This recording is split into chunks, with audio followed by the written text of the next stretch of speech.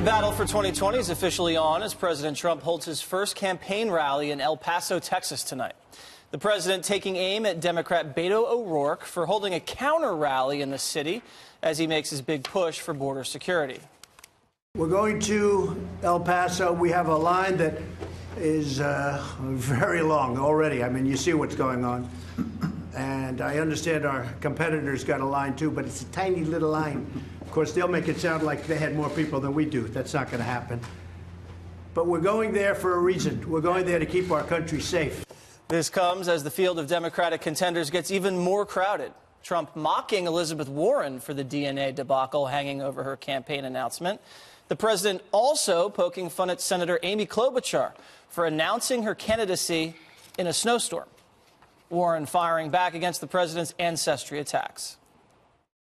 By the time we get to 2020, Donald Trump may not even be president.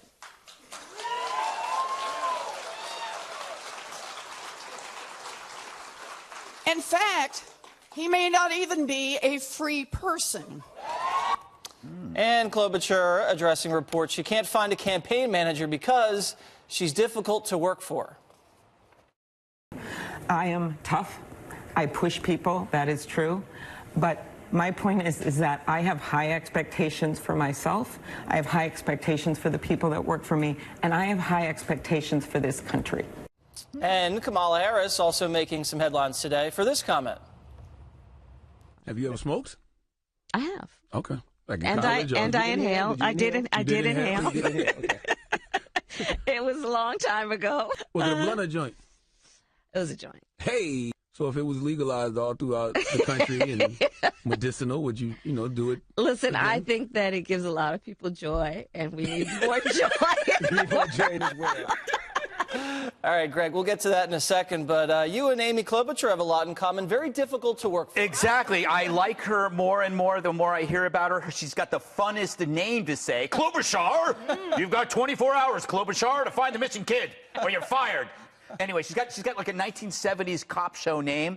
But I want to talk, can I just talk about, and also, it's not sexist to point out that she's got a bad temper. They did that with John McCain, and they did it with Bob Dole, and they do it with Trump, so it ain't sexist. In fact, it's sexist not to do it. Do you have tape of Liz with the kid? Oh, yes. This is Elizabeth at one of her announcements this weekend. Get over here, kid. So here's the problem with Liz Warren. Grandma. Yeah. Here's the problem with Liz Warren. She's like a professional wrestler who overacts in each scene and then instructs you to believe in the sport no matter what. She is a politician who pretends to be a politician wherever she goes, and it's so fake. And especially in the era of Trump, where he rejected all of that, all of the trimmings of being a politician, and he didn't care. It exposes her folly even more as a world-class phony. She is a professional wrestler, and you see all the tricks. Let me grab this kid. And then saying, like, what did she just say? He won't be a free person? Right. Just say free man. Okay. Save a syllable. Well, free person. Klobuchar, and we also have Kamala Harris admitting to smoking weed. What do you think? I think it makes her a total hypocrite. I think now, conveniently, she's one of those people who's hopped on board the cannabis caravan. But in reality, people in her state of California have suffered under some of her punitive actions as Attorney General. And she even cackled a few years ago when asked about legalization of cannabis in the great state of California. This is someone who has not supported legalization. Oh, she locked up potheads in California? Yeah, she has locked up a bunch of nonviolent offenders and has not lobbied for their release when she absolutely could have. She misused her power. She was horrible on civil rights. And right now, it's just a popularity grab. But who wouldn't cackle with affection at my friend Charlemagne? I thought he was adorable in that clip. Yeah, Juan, now you have another reason to vote for Kamala. She smokes grass. I think I think the whole state of California has a reason to vote for her. That's why I think they've legalized. I was telling you guys I was in San Francisco. Not because of her, in spite of her. No, I think it. Look, by the way, I don't think that was a fair thing that you said, Kennedy. Because guess what? People who may have smoked dope. Inconvenient. Facts, not feelings. Hang on, please.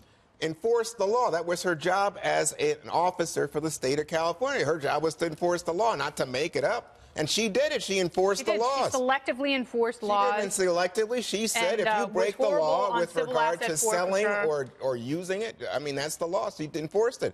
But I would say the people who go after her on charges of selective prosecution are way off on this. It's almost to me, and this comes from the left more than the right, the saying because you were a good prosecutor, you can't be a Democrat. How crazy is that? Well, don't call yourself a progressive prosecutor if your record shows the complete opposite. I just think she was a very good prosecutor, and I think. But anyway, I'll leave that up to you. But I will say, I think the news today is about Trump and El Paso because our own brain room that you like to cite, Jesse, has said violent crime wasn't higher before the wall in El Paso, and it wasn't. So glad you brought that up. You go right ahead. Because I have the statistics right here from because the brain room. I wanted to bring this up because it is such a sham. No, it's not. Here it is. Here are the facts, Juan. Yes, you go right ahead. All right. In 2009, when the wall was erected in El Paso, about 3,300 violent crimes reported. Last available year statistics were out, 2016, about 2,600 violent crimes reported. That's about a 20% drop in violent crime since the wall has been erected in El Paso. Wrong. Juan, I'm sorry. Not only are you disagreeing with me, you're disagreeing with the brain room. This is why I mentioned it, because you had played this farcical game before, and so I went to the brain room, and they said from 6 to 11, 06 to 2011, violent crime went up 17%. Why cherry picking, Juan? I'm not cherry picking. This is with the There was no wall in 2006. No, that's when the money was appropriated. Right. So what? So why stop it at 2011? You can go all the way. You can go all the way from. I went all the way from when the wall went up until the last available year, and crime went down. Morgan, all you're doing is shouting. Save Juan. All you're doing is shouting because you're wrong statements. and you're trying to fool the audience. But the clear fact is, Beto O'Rourke. You're wrong, Ron. No, the Beto O'Rourke, the sheriff in El Paso, the mayor in El Paso all say this town had a low crime rate before and after this phony wall. I'll put the stats on my Twitter feed, and everybody can see the truth. Go ahead. We're Morgan. definitely going to solve this argument today, so I'm so glad we're having it. But what's interesting to me is that we had more women announce over the weekend, and what we haven't had in a presidential race. So I think we have at least 5 so far that are running. What's happened both on the Democrat side and the Republican side is there's always been one woman on stage, and there's been all of these rules about in the senatorial races and presidential races about how do you approach the one woman on the stage. And now that we have 4 or 5 on the stage, it'll be interesting to see how the Democrats play that out, how they argue with each other. And so I actually think it's going to be a really interesting election to see the interaction, especially between the women. And can we just preempt this sort of like catfight narrative that People Magazine and Us Weekly and all these things will put out? These women are going to battle. They're going to be really tough because they're politicians and they want to be the president. And Klobuchar is going to be really tough. Can I just say one thing about Klobuchar? Yes. I was actually intrigued hearing that she's tough on her staff. I didn't too. take that as a negative at all.